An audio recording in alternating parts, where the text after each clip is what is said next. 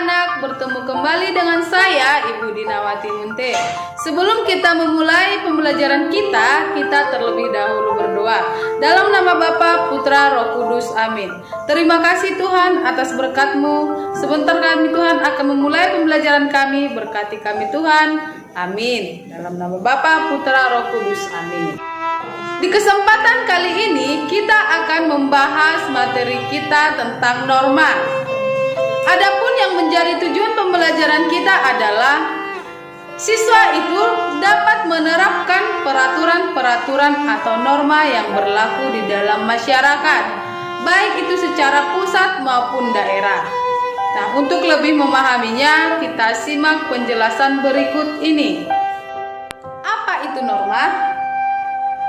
Ya, norma itu adalah suatu peraturan atau kaidah yang berlaku dalam masyarakat, baik itu secara tertulis maupun secara lisan. Nah, yang dimaksud dengan secara tertulis itu adalah peraturan itu memiliki dokumen atau dibukukan, sehingga peraturan itu ada sanksinya.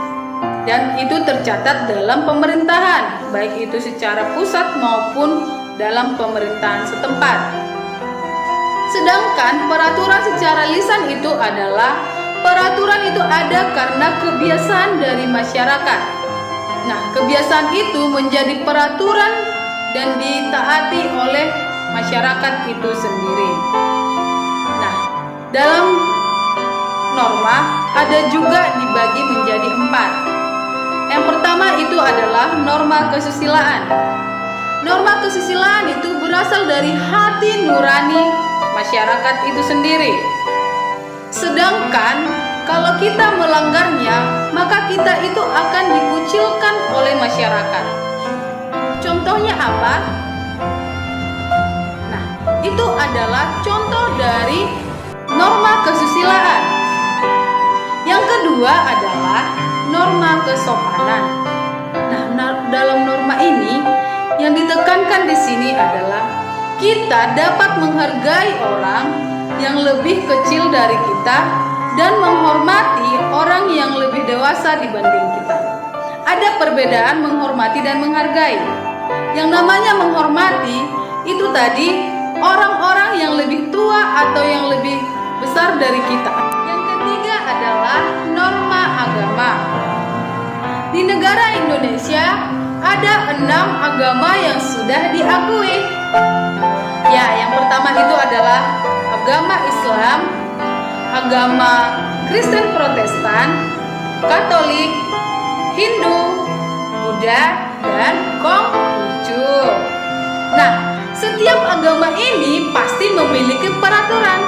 Nah, peraturan itu dilaksanakan oleh pemeluk-pemeluknya. Nah, jika kita melanggar peraturan yang ada di norma agama ini, maka sanksinya adalah dosa. Dari mana itu dosa itu berasal? Nah, itu berasal langsung dari Tuhan. Itu adalah norma hukum.